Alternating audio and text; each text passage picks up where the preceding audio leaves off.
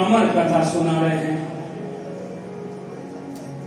और सुनते सुनते जो है पंचम दिवस में 5वें दिन में जब कथा चली 4 दिन तो बड़ी गंभीर रूप से सुन रही, कोई आसन नहीं बदला, कुछ खाया नहीं, बड़े ध्यान मग्न हो करके शंकर भगवान की तो समाधि लग गई थी, नेत्र बंद हो गए थे। कथा सुनाते सुनाते शंकर भगवान ने साक्षात श्री हरि के दर्शन कर रहे हैं, उनसे मिल रहे हैं। वाणी तो चल रही है लेकिन मिलन तो मन से कान्हा से होगा, प्रेम से होगा। तभी तो हम भी कहते हैं क्या संसार के लोग कि हम उनसे मिलना चाहते हैं जो वो पार बैठे हैं। बोले हम उनसे मिलना चाहते हैं जो वो पार बैठे हैं। बोले हम उनसे भी मिलना चाहते हैं जो उनसे भी पार बैठे हैं। बोले हम उनसे भी मिलना चाहते हैं जो उनसे भी पार बैठे हैं। बोले हम तो उनसे ही मिलना चाहते हैं जो मेरे बाके बिहारी पर जान गंवा बैठे हैं। प्रेम से यही शंकर भगवान का हाल है। क्या कथा चल रही है वाणी से, लेकिन अंतर चक्षु से ध्यान किसका हो रहा है? गोविंद का। और भगवान शंकर के नेत्र बंद है, दिखता नहीं, दिख नहीं रहा। क्यों? क्योंकि कथा सुनाने में मग्न है।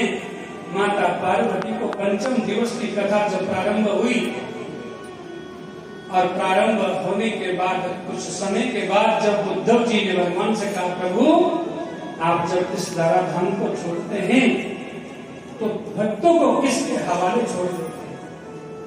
भक्त का क्या हाल होता प्रभु आपको पता नहीं। हम तो आपके बिना प्रभु एक पल भी नहीं रह सकते। सज्जनों माताओं,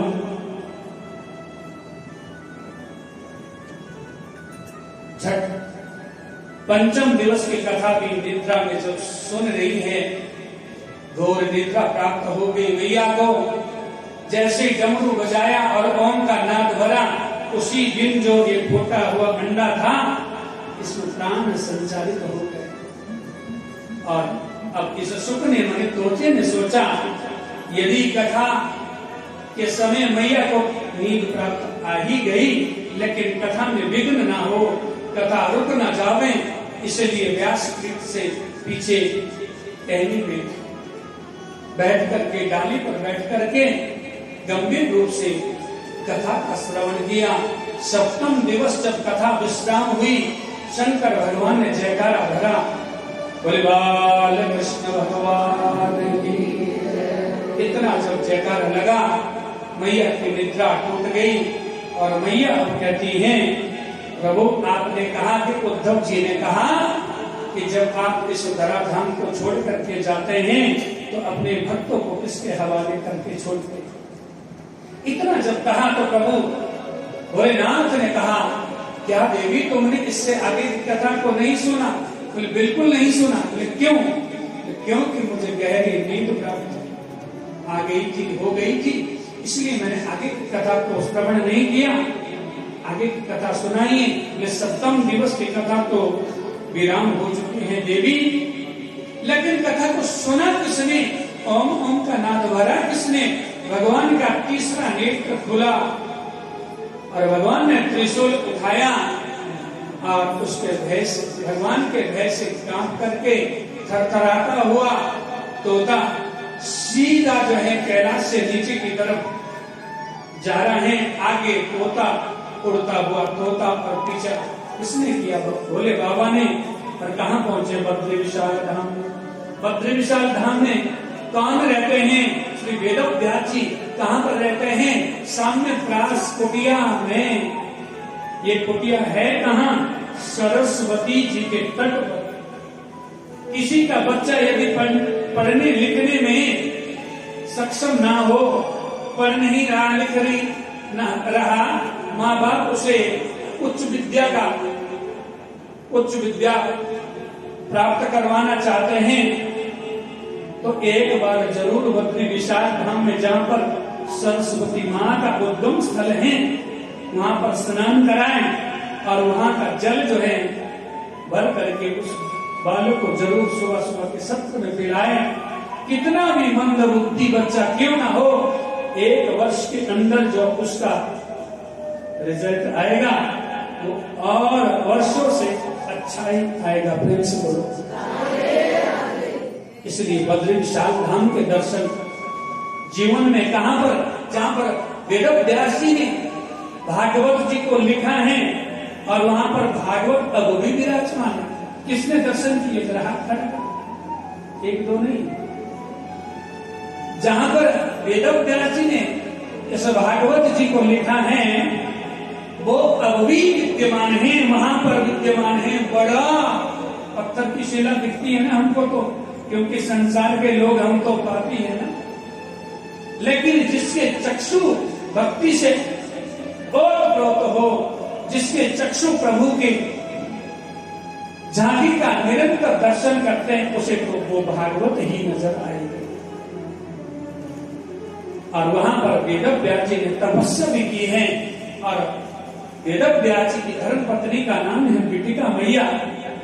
विगत कई वर्षों से, 80 वर्षों से एक ही रट रखा रखी है, क्या मुझे तो एक ऐसा बालक चाहिए जो संसार में जैसा ना हो। अब शंकर भगवान के क्रोध से भाग करके शुक तोता उड़ता हुआ सामने प्रास कुटिया में प्रवेश कर रहा है। बिटिका मैया को उवासी आई और उवासी जब आए तो मुंह खुलता है और मुंह से अंदर जो है प्रवेश हो गए। बोले सुखदेव जी महाराज की। सज्जनों माताओं, अब तो 1-2 वर्ष नहीं हुआ, 12 वर्ष की समाधि लग गई सुखदेव जी की। अब गर्भ की जो वेदना है वो गर्भ की वेदना मां ही जान सकती, पिता को तो उसका कोई भी भान नहीं रहता।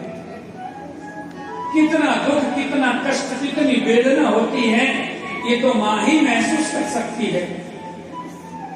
12 वर्ष हो गए। बिटिका मैया आज विनम्र भाव से वेद व्यास जी से कहती है, हे प्रभु, हे पराशर नंदन, मुझे बहुत वेदना हो रही है और मुझे तो मालूम पड़ता है जैसा मैंने पुत्र चाहता उससे भी 1000 गुना तेजस्वी है। इतने वेद वेदांत के मंत्र मेरे कोप से ही प्रस्फुटित होते हैं, तो बाहर आकर के ना जाने कितने वेद मंत्रों की ध्वनि चले। विनती करो ना प्रभु, इनको बाहर बुलाओ। मुझे लगता है कोई धीर पुरुष है। जब इतना कहा, अब व्यक्ति किसी की संसार में सुनता है या नहीं सुनता, प्रेम से बोलो, लेकिन अपनी धर्म पत्नी की जरूर सुनता है, प्रेम से बोलो। चाहे माताएं ये भी कहें कि बिल्कुल कहना नहीं मानते, लेकिन कहना उनका ही मानते हैं, बाकी किसी का नहीं मानते। कहना उनका ही चलता है और मानना भी पड़ता है। नहीं तो चाय की जगह पानी मिलता है और दूध की जगह छाछ मिलती है, मानना तो पड़ता है। आज सज्जन माताओं, वेद व्यास जी ने विनती की, कहा बाहर आओ। नहीं आऊंगा क्योंकि संसार में आकर के विष्णु की माया मुझे आवृत कर देगी, इसीलिए तो समाधिस्थ हूं। या विष्णु की माया नहीं घेर सकती। संसार का निर्माण विष्णु भगवान ने किया ब्रह्मा जी से कह करके, लेकिन इसका निर्माण तो, मेरी मां का निर्माण तो किसी से हुआ है, इसलिए मुझे भय नहीं है। मैं निरंतर यहाँ प्रभु का स्तवन कर रहा हूँ।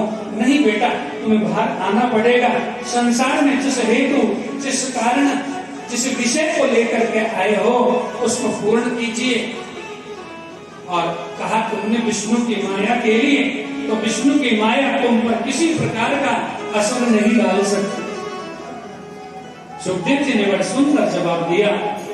कहा महाराज, आप तो खुद विष्णु की माया से लिपटे हुए हैं, घिरे हुए हैं, तो भला कोई दलदल में डूबा हुआ व्यक्ति कोई दूसरे व्यक्ति को क्यों कह रहा है कि मैं तुम्हें बचाऊंगा? आप तो स्वयं दलदल में पड़े हैं। इतना जब सुना, वेदव्यास जी कहते हैं मेरा विश्वास करो।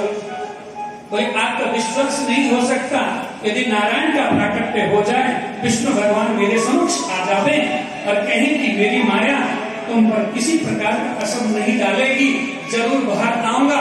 उसी समय तत्क्षण, जैसे कब हुआ था ऐसा बोलो, नरसिंह भगवान का प्राकट्य हुआ था, इसके कथनानुसार भक्त के, प्रहलाद के, ऐसे ही तत्क्षण वही प्रकट हो गया भगवान। भगवान ने कहा मेरी माया तुमको किसी भी प्रकार का तुम पर आवरण नहीं डालेगी, तुम बाहर निकलो। उसी समय बाहर निकले। अब सूत जी जो कथा सुना रहे स्वर्ण का 88,000 ऋषियों मुनियों से, वो प्रणाम कर रहे हैं किसको? अपने गुरु जी को। कैसा प्रणाम कर रहे हैं? यम प्रवचन्तमनुपेत तमपेत कृत्यम् द्वैपायनो विरह कातर आजुहा पुत्रेति तन्मयतया तरवोऽभिनेदुः तम् सर्वभूतहृदयं मुनिमानतोऽस्मि।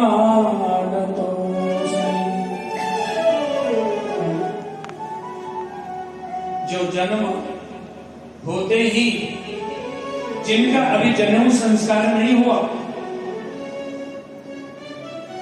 जनेऊ का एक दूसरा नाम क्या है पता है? उपनयन संस्कार।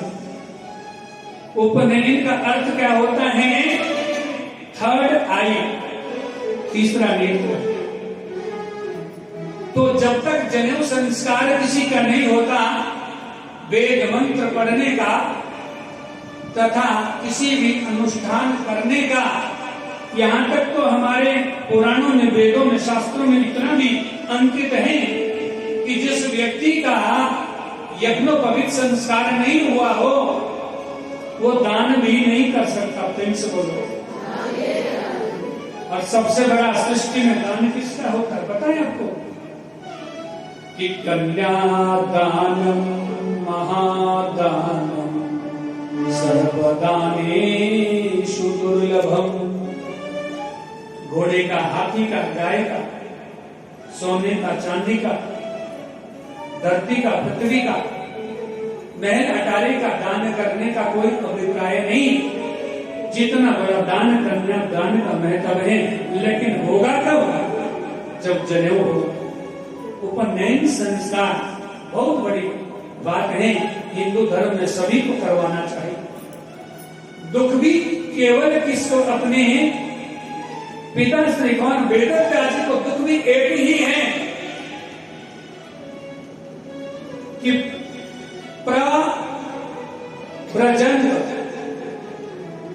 क्या है इसका अर्थ?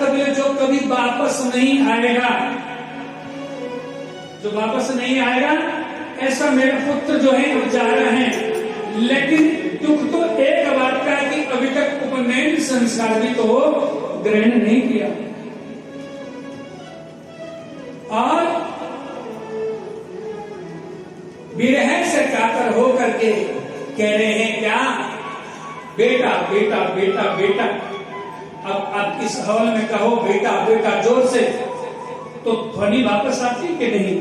ऐसे ही जंगलों से भी, जो जंगल होते, वन होते हैं, उससे भी ध्वनि वापस आती है। वही सुनाई दे रहा है किसको? वेदव्यास जी को वही ध्वनि सुनाई दे रही है। मानो वृक्षों ने उत्तर दिया। कैसा जवाब दिया? कि ऐसे सर्व हृदय में निवास करने वाले सुखदेव जी को हम सब महानगर की जनता भी करवद प्रणाम करती है। बोले सुखदेव जी महाराज की।